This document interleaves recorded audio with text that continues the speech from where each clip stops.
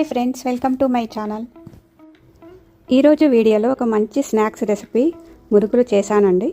ఈ బియ్యం పిండితో మురుకులు చేసుకుంటే గట్టిగా లేదా మెత్తగా వస్తాయని బాధపడుతుంటారు చాలామంది. అలాంటి వారికి ఈ వీడియో యూజ్ అవుతుందని అనుకుంటున్నాను. చూడండి మా మురుకులు ఎలా వచ్చాయో, క్రంచీగా క్రిస్పీగా. మీకు ఇలా రావాలంటే ఈ ప్రాసెస్ ఫాలో అవ్వండి. ఇప్పుడు దీని ప్రాసెస్ చూద్దాము. నేను ఇక్కడ బియ్యము 1.5 kg తీసుకున్నానండి. స్టవ్ ఆన్ చేసి ఒక ప్యాన్ పెట్టుకొని ఈ బియ్యం వేసుకొని వేయించుకోవాలండి. దూరగా వేయించండి, ఎక్కువ మాడిపోవద్దు.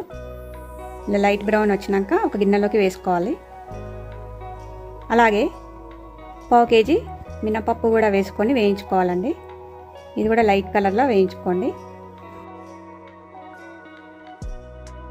ఆ తర్వాత ఈ పప్పును కూడా ఒక డబ్బాలోకి వేసుకోవాలి. బియ్యము మినపప్పు వేసుకొని అందులోకి 1 స్పూన్ శనగపప్పు, 1/2 స్పూన్ ధనియాలు వేసుకొని పిండి పట్టించాలండి.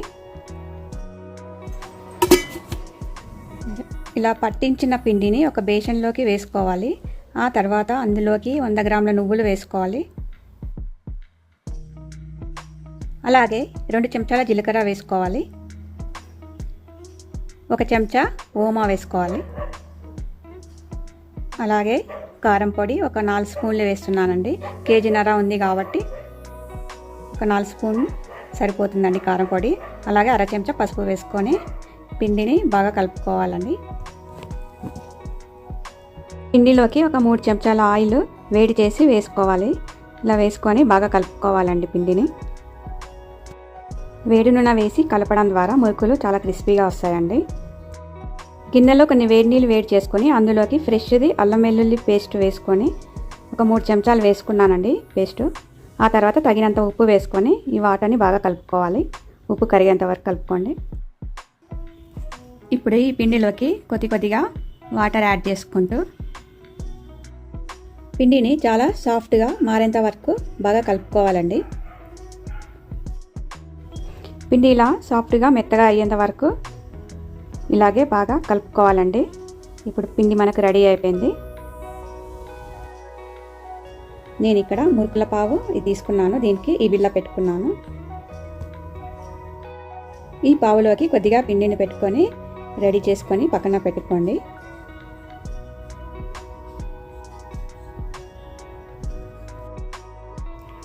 ఇప్పుడు స్టవ్ ఆన్ చేసి కడాయి పెట్టుకొని డీప్ ఫ్రైకి సరిపడా ఆయిల్ వేసుకోవాలి. ఆ తర్వాత ఆయిల్ వేడెక్కిందో లేదో తెలుసుకోవడానికి చిన్న పిండి ముద్దను వేసానండి. ఆయిల్ వేడెక్కింది.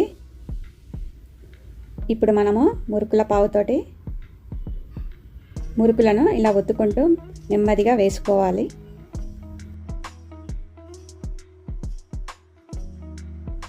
మంటను మీడియం ఫ్లేమ్లో పెట్టుకొని ఇలా గరిటెతో 2 వైపులా అటు ఇటు తిప్పుతూ ఫ్రై చేసుకోవాలండి మురుకులను. ఇప్పుడు ఇవి ఫ్రై అయిపోయినాయి కదా, ఇవి తీసి ఒక బేసన్లోకి వేసుకోండి. ఈ మురుకులు ఇలా క్రిస్పీగా క్రంచీగా రావాలంటే దీంట్లో మెయిన్ పాయింట్స్ బియ్యము మినపప్పు వేయించుకోవాలండి. అలాగే కాచిన నూనె కూడా వేసుకొని పిండిని కలుపుకుంటే చాలా టేస్టీగా వస్తాయి, క్రిస్పీగా ఉంటాయండి. అంతే అండి, ఎంతో ఈజీగా చేసుకునే ఈ మురుకులు మీకు నచ్చాయని అనుకుంటున్నాను. మీరు ట్రై చేసి నాకు కామెంట్స్ పెట్టండి. మీకు కనుక నా ఛానల్ నచ్చినట్లయితే please subscribe, like and share చేయండి.